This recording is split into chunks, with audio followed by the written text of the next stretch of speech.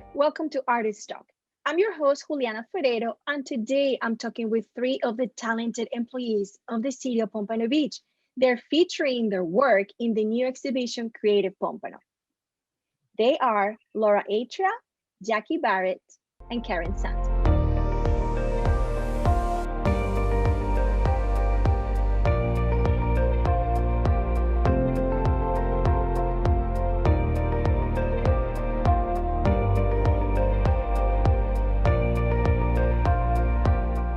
Welcome, everyone. So let's dive in and share what you do for the city of Pompano Beach. I'm the city's public art program manager, so I run all the projects that involve public art throughout our wonderful city. I'm the city's graphic designer, and I work under the marketing department. And I am the grants coordinator for the city of Pompano. I work with all the departments, making sure that they have the funds they need for all of their projects. Well, this is really interesting. And I wanted to share with you how the exhibition came to be. I mean, I've been working as a consultant for the city of Pompano Beach for almost 3 years.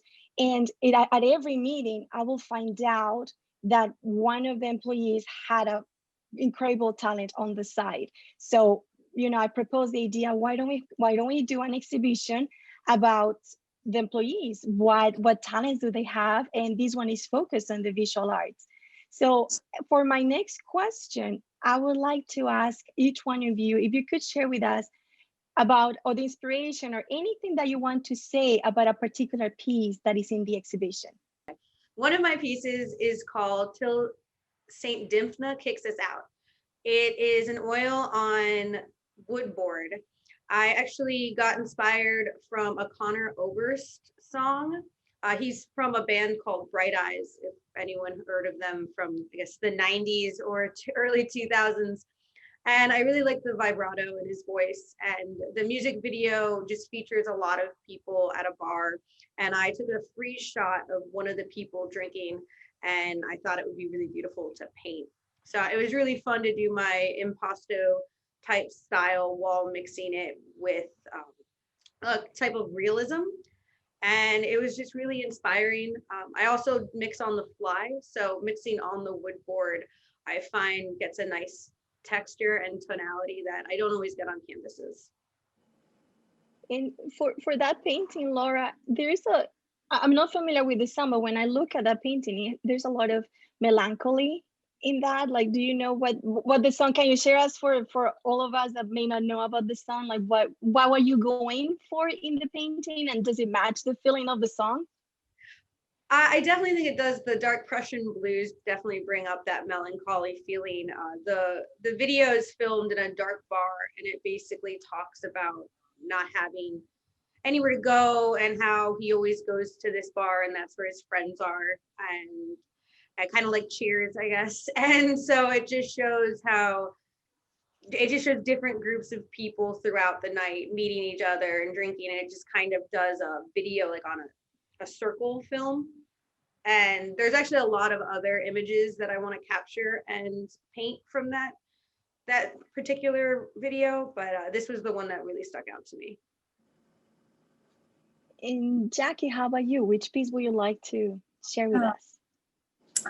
The Out of My Mind, the pen and ink on Bristol board. I've always I've dabbled in a lot of mediums, but I always gravitate back to pen and ink, and I love to fill in and work around the negative space. This piece in particular was partially inspired by sea foam and a lot of bubbles, and it was just very organic.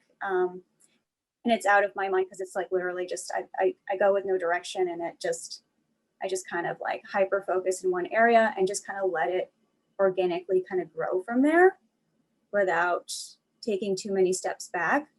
And yeah, it's just a very organic process and kind of soothing, and it's a piece that I finished during quarantine, actually. Mm-hmm. When I look at it, it looks meditative. So when I saw the title Out of My Mind, it seems that it looks like it will take a long time to complete. Can you tell us? I think this one, it's the largest pen and ink on Bristol that I've ever done, and I'm guessing it took about 150 hours. Sometimes I would sit there for 8 to 10 hours straight, because that's when I get in the zone.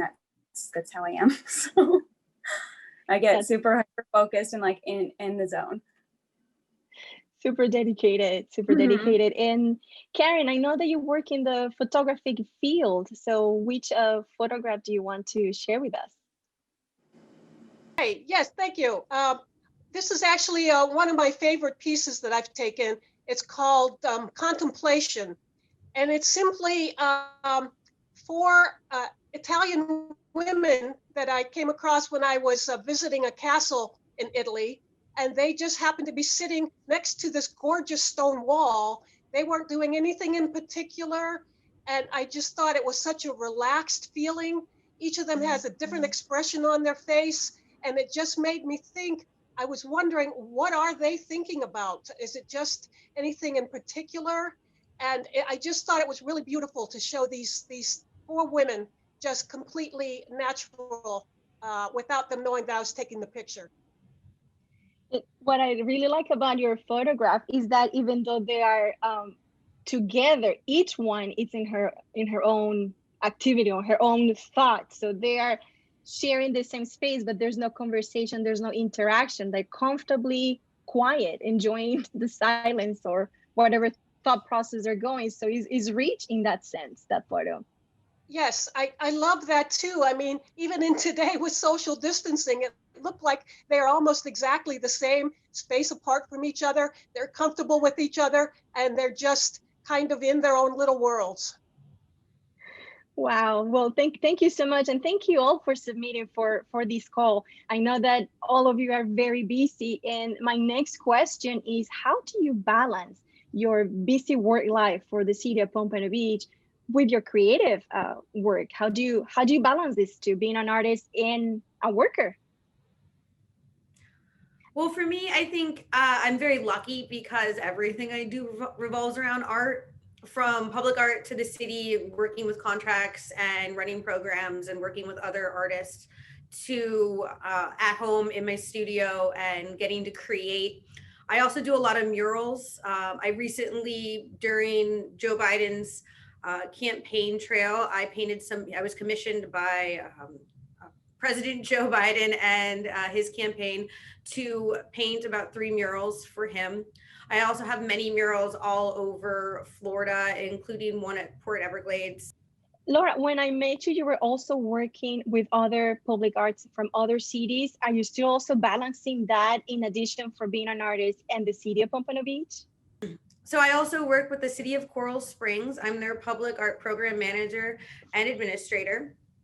Recently, I started working with the town of Davie. I am contracted to write their 10-year public art master plan and guidelines. And I also, of course, work for the city of Pompano Beach. Jackie, how about you? How do you find balance and time to be an artist among all your work? I'm very fortunate as well to have creative outlets at work and at home. At work is online digital, and at home I'm more traditional. You know, that's when I pick up my paintbrush or my pen and ink, or I get involved with a lot of DIY projects. And there's a lot of art in the house. I have 2 young children that are very involved in art and our projects. So it's a constant on a daily basis in my life. That's fascinating that you managed to balance home life, work life, and an artistic life. So my hat to you, off to you. And Karen, how about you? How do you balance being an artist and employee at City of Pompano Beach? Well, actually, I guess you could say what I do for Pompano Beach is probably one of the least artistic, even though I love what I do. I write all day, I research all day, and in a way that is creative outlet for me. I like the writing part and the research part. So doing my photography is actually something that you use the word balance, and it really does balance me from what I do at work. I try to come home and relax. I live right on the water, so I'm always inspired by the boats and the light off of the water. So I'm inspired on a daily basis. And I find that in my free time, I tend to, a lot of my work is based on my family. I like a lot of photographs. I have been merging out into collages and different images of the family. So it really is a balance between what I do at work and then when I can come home and actually let my artistic elements run wild. That's fascinating, and I think for the next question, I want to ask you how these lockdowns and the pandemic affected your creative work as well. I mean, we know that it affected your work life, but how did it also affect it, or did it affect your creativity, your creative work? So how about you, Laura? Well, I found lockdown's been very inspiring, and it's been really interesting to see how fellow artists find new outlets to create art and to share that art together. I participated in many live stream music festivals with live painting, which has been super fun and just really intriguing to see people who tune in and just see that the community still wants arts to go on and they still inspire you. I've also received a lot of commissions during this lockdown and a lot of other work with my visual art. And I think the community around us is searching for visual arts to help them get through this struggle. So I find myself to be really fortunate because I just have a lot of support from everyone to continue this path. And I'm looking right now, you are in your studio. Did you have that space before the pandemic, so there was no change, or did you have to adapt your studio at home? Well, I actually moved right when the pandemic started. So I Okay. had a studio at my old home, and I shared it with my now husband, and he's a music artist. So we had music instruments and a recording studio on one side, and then my painting studio on the other. So now once we moved, he has his own room for recording, and then I have my own studio for painting. I actually painted the hand one about 3 days ago. So it's just been fun to play in my new studio room. It's great to see. It's great to see something so positive coming through, from these crazy times we're living. Oh yes. So how about you? I was going to say moving during the pandemic was one of the most interesting things I've ever had to do. I can't imagine doing that. I can't imagine doing that. How about you, Jackie? Not as fortunate to have as much free time with my creative outlet during the pandemic. I've got two small children, so that's been a struggle, but I did manage to get that large pen and ink piece completed with some of my free time, as well as a few other small pieces and just a lot of like DIY projects. But it's been a good outlet, I would say. It kind of keeps you centered and and takes your mind off from everything that's going around. So In terms of having now your kids at home, how do you find the space or the time to work on your creative